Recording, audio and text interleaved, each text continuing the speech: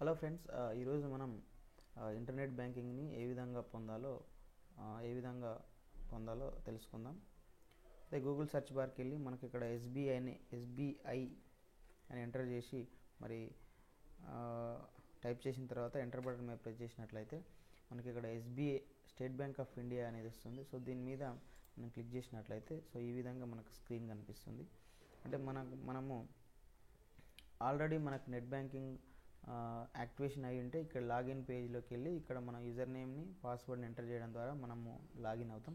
కానీ మనకు net banking లేదు, కొత్తగా మనం అప్లై చేసుకోవాలి నెట్ బ్యాంకింగ్ అన్నప్పుడు ఏం చేయాలంటే న్యూ యూజర్ రిజిస్ట్రేషన్ పైన క్లిక్ చేయాల్సి ఉంటుంది. సో దీని మీద క్లిక్ చేసినప్పుడు మనకు ఈ విధమైనటువంటి మెసేజ్ వస్తుంది. మనకు ఆ మెసేజ్ పైన వచ్చినప్పుడు మనం ఇక్కడ ఓకే అనే బటన్ని క్లిక్ చేయాల్సి ఉంటుంది. సో తర్వాత మనకి ఈ విధమైనటువంటి స్క్రీన్ వస్తుంది. ఇక్కడ మనము అకౌంట్ నెంబర్ని, తర్వాత సిఐఎఫ్ నెంబర్ని, తర్వాత బ్రాంచ్ కోడ్ని, తర్వాత కంట్రీని సెలెక్ట్ చేసుకోవాల్సింది డ్రాప్ డౌన్ లిస్ట్లో మన యొక్క కంట్రీని. తర్వాత రిజిస్టర్డ్ మొబైల్ నెంబర్ని, అంటే ఏ నెంబర్ అయితే మొబైల్ నెంబరు మన అకౌంట్కి లింక్ అయ్యిందో మరి ఆ రిజిస్టర్డ్ మొబైల్ నెంబర్ని ఎంటర్ చేయాల్సి ఉంటుంది. తర్వాత ఈ ఫెసిలిటీస్ రిక్వైర్డ్ అంటే ఫుల్ ట్రాన్సాక్షన్ రైట్స్ అనేది సెలెక్ట్ చేసుకోవాలి ఇక్కడ డ్రాప్ డౌన్ లిస్ట్ నుంచి. తర్వాత ఇక్కడ ఉన్నటువంటి ఏదైతే ఈ నెంబర్స్ కానీ మరి ఆల్ ఆల్ఫాబెట్ ఉందో దాన్ని మనకి ఎంటర్ చేయాల్సి సబ్మిట్ బటన్ పైన మరి క్లిక్ చేయాల్సి ఉంటుంది. తర్వాత మన రిజిస్టర్డ్ మొబైల్ నెంబర్కి ఒక ఓటీపీ వస్తుంది. ఆ ఓటీపీని ఇక్కడ ఎంటర్ చేసి మరి కన్ఫర్మ్ అయినా క్లిక్ చేయాల్సి ఉంటుంది. సో తర్వాత మనకు ఈ విధమైనటువంటి మరి స్క్రీన్ పైన ఈ విధమైన ఆప్షన్ వస్తుంది. అంటే మనకు ఒకవేళ మీకు ఏటీఎం ఉందా లేదా అని అడుగుతుంది. ఒకవేళ ఏటీఎం ఉన్నట్లయితే మనం ఐ హ్యావ్ మై ఏటీఎం అనే దాన్ని సెలెక్ట్ చేసుకోవాలి. తర్వాత సబ్మిట్ బటన్ మీద ప్రెస్ చేయాల్సి ఉంటుంది. సో తర్వాత మనకు ఒక టెంపరరీ యూజర్ నేమ్ అనేది జనరేట్ అవుతుంది. సో ఈ యూజర్ నేమ్ అనేది మనకు డిస్ప్లే అవుతుంది. తర్వాత మన యొక్క టెంపరరీ లాగిన్ పాస్వర్డ్ని కూడా ఇక్కడ ఎంటర్ చేసుకోవాల్సి ఉంటుంది.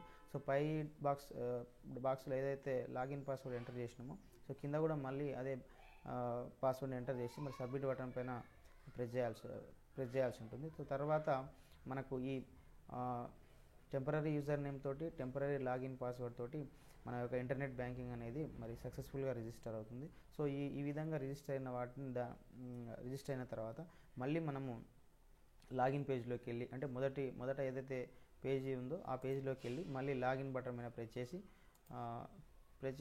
సో దాంట్లో మీ టెంపరరీ యూజర్ నేమ్ని ఇక్కడ ఎంటర్ చేయాలి. తర్వాత మీ టెంపరరీ పాస్వర్డ్ని ఇక్కడ ఎంటర్ చేసి మరి లాగిన్ అనే దాని మీద బటన్ పైన ప్రెస్ చేయాల్సి ఉంటుంది. సో తర్వాత ఇప్పుడు ఏంటంటే మన యొక్క యూజర్ నేమ్ని ఇక్కడ మనము టైప్ చేయాల్సి ఉంటుంది. సో మనకు ఇష్టమైన యూజర్ నేమ్ని ఇక్కడ టైప్ చేసినట్లయితే కింద చెక్ యూజర్ నేమ్ అవైలబిలిటీ అనే ఆప్షన్ ఉంటుంది. ఈ యూజర్ నేమ్ పైన వేరే ఇతర వారు ఎవరు లేనట్లయితే మనకు ఓకే అవుతుంది. ఒకవేళ వేరే వాళ్ళు ఉన్నట్లయితే స్వల్ప మార్పులతోటి మనం వేరే యూజర్ నేమ్ని ఇక్కడ టైప్ చేయాల్సి ఉంటుంది. సో తర్వాత ఈ accept the terms and condition అనే బాక్స్ని టిక్ చేసి అంటే సెలెక్ట్ చేసుకొని తర్వాత సబ్మిట్ బటన్ మీద క్లిక్ చేసినట్లయితే తర్వాత మనకి ఇలాంటి స్క్రీన్ వస్తుంది. సో దీంట్లో ఏంటంటే మనకు ఇప్పుడు లాగిన్ పాస్వర్డ్ అంటే టెంపరరీ కాకుండా పర్మనెంట్ న్యూ లాగిన్ పాస్వర్డ్ని మనం ఇక్కడ చూజ్ చేసుకోవాల్సి ఉంటుంది. సో ఈ లాగిన్ పాస్వర్డ్ ఏ విధంగా ఉండాలంటే మినిమం 8 క్యారెక్టర్స్ ఉండాలి. అంటే 8 క్యారెక్టర్స్ ఉంటే దాంట్లో ఆల్ఫాబెట్స్ ఉండొచ్చు, తర్వాత నెంబర్స్ అంటే మినిమం 1 నెంబరు 1 స్పెషల్ క్యారెక్టర్ అంటే స్పెషల్ క్యారెక్టర్స్ అంటే సింబల్స్ ఉంటాయి. 1 నెంబరు ఒక స్పెషల్ క్యారెక్టర్ అంటే సింబల్తో పాటు మరి ఆల్ఫాబెట్ను చూజ్ చేసుకోవాలి. మినిమం 8 క్యారెక్టర్స్ ఉండాలి. సో ఆ విధంగా మనం ఇక్కడ టైప్ చేసిన తర్వాత కింద కూడా మనం ఏదైతే పై బాక్స్లో చేసినామో అదే పాస్వర్డ్ని మళ్ళీ కింద టైప్ చేయాల్సి ఉంటుంది. సో దాని తర్వాత మనం కన్ఫర్మ్ బటన్ని క్లిక్ చేయాలి. తర్వాత మనకు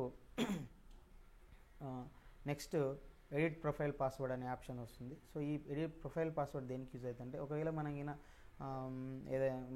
మన లాగిన్ పాస్వర్డ్ కానీ లాగిన్ యూజర్ నేమ్ మర్చిపోయినట్లయితే ఈ ప్రొఫైల్ పాస్వర్డ్ తర్వాత ఈ హింట్ క్వశ్చన్ అనేది మనకు దాన్ని రికవర్ చేసుకోవడానికి ఉపయోగపడుతుంది. కాబట్టి ఇక్కడ ఈ పాస్వర్డ్ని సేమ్ మన 8 క్యారెక్టర్స్ ఏదైతే కండిషన్స్ అనుకున్నామో ఆ విధంగా ఇక్కడ ఈ ప్రొఫైల్ పాస్వర్డ్ని ఇక్కడ మనము టైప్ చేయాలి. సో ఈ పై బాక్స్లో చేసినటువంటి ప్రొఫైల్ పాస్వర్డ్ని మళ్ళీ కింది బాక్స్లో చేయాలి.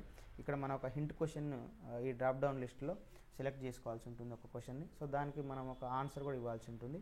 సో ఎప్పుడైనా మనం మర్చిపోయినట్లయితే ఈ ప్రొఫైల్ పాస్వర్డ్ ద్వారా కానీ లేకుంటే ఈ యొక్క క్వశ్చన్ తర్వాత ఈ ఆన్సర్ ద్వారా మనం రికవర్ చేసుకోవడానికి అవకాశం ఉంటుంది.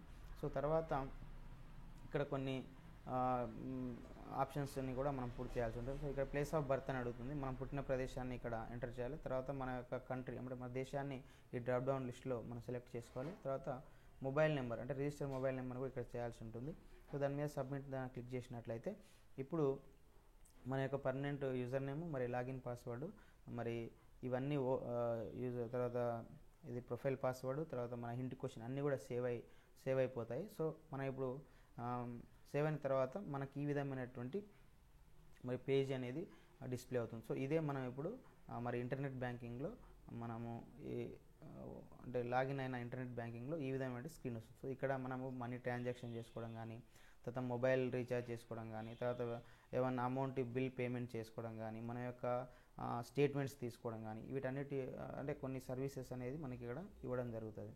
సో ఈ విధంగా మనము ఈ ఇంటర్నెట్ బ్యాంకింగ్ను పొంది మనము ఉపయోగించుకోవడానికి అవకాశం ఉంది. సో మనకు తర్వాత ఒకవేళ ఏటీఎం లేనట్లయితే అంటే ఇంతకుముందు ఏదైతే I have my ATM I do not have my ATM అని ఉన్నది. ఒకవేళ మీకు ఏటీఎం లేనైతే మరి ఈ I do not have my ATM card అనేది సెలెక్ట్ చేసిన తర్వాత సబ్మిట్ బటన్ క్లిక్ చేసినట్లయితే ఇక్కడ టెంపరరీ యూజర్ నేమ్ అనేది ఇక్కడ జనరేట్ అవుతుంది. సో అదేవిధంగా మనం ఒక లాగిన్ పాస్వర్డ్ని టెంపరరీ టైప్ చేయాలి. మరి అదే లాగిన్ పాస్వర్డ్ని కింది బాక్స్లో కూడా మరి టైప్ చేయాల్సి ఉంటుంది. తర్వాత సబ్మిట్ బటన్ మీద క్లిక్ చేసినట్టయితే మనకు ఒక temporary user name and pre printed kit number తోటి ఒక పీడిఎఫ్ ఫైల్ అనేది జనరేట్ అవుతుంది. సో ఆ పీడిఎఫ్ ఫైల్ అన్ని మనం డౌన్లోడ్ చేసుకొని సో దాని ప్రింట్ తీసుకొని మరి మన యొక్క హోమ్ బ్రాంచ్కి వెళ్ళి మరి అక్కడ ఇచ్చినట్లయితే వాళ్ళు మన యొక్క ఇంటర్నెట్ బ్యాంకింగ్ని వాళ్ళు యాక్టివేషన్ చేస్తారు. సో ఇది ఫ్రెండ్స్ ప్రాసెస్. ఎస్బీహెచ్ కానీ ఎస్బీఐ కానీ మన ఇంటర్నెట్ బ్యాంకింగ్ను పొందాలనుకుంటే మీకు ఏటీఎం కార్డు ఉన్నట్టే మీ ఇంటి దగ్గర నుంచే యాక్టివేషన్ చేసుకోవచ్చు. ఏటీఎం కార్డు లేనట్లయితే సో ఈ పీడిఎఫ్ ఫైల్ని ప్రింట్ తీసుకుపోయి మరి హోమ్ బ్రాంచ్లో ఇచ్చినట్లయితే వాళ్ళు యాక్టివేషన్ చేస్తారు. సో ఇది ఫ్రెండ్స్, ఇది మీకు యూజ్ అవుతుందని నేను అనుకుంటున్నాను. సో ఇది వీడియోకి మీకు నచ్చినట్లయితే మరి లైక్ బటన్ మీద ప్రెస్ చేయండి. అదేవిధంగా ఇలాంటి మరి వీడియో అప్డేట్స్ని మీరు పొందాలనుకుంటే మా యొక్క వెంకట్ బీటీ యూట్యూబ్ ఛానల్ని సబ్స్క్రైబ్ చేసుకోండి. అదేవిధంగా ఇది మీ ఫ్రెండ్స్కి కూడా మరి తెలియజేయాలనుకుంటే ఈ వీడియో గురించి వాళ్ళకి షేర్ చేయాలనుకుంటే మరి ఫేస్బుక్ ద్వారా ట్విట్టర్ ద్వారా గూగుల్ ప్లస్ ద్వారా షేర్ చేయండి. అదేవిధంగా దీనిపైన మీకు ఏమైనటువంటి సందేహాలు ఉన్నట్లయితే మరి అదేవిధంగా ఏమైనా సలహాలు సూచనలు ఇవ్వాలనుకుంటే కామెంట్ సెక్షన్ ద్వారా మీ యొక్క కామెంట్స్ని పోస్ట్ చేయండి. Okay friends, thank you watching this video. Bye bye.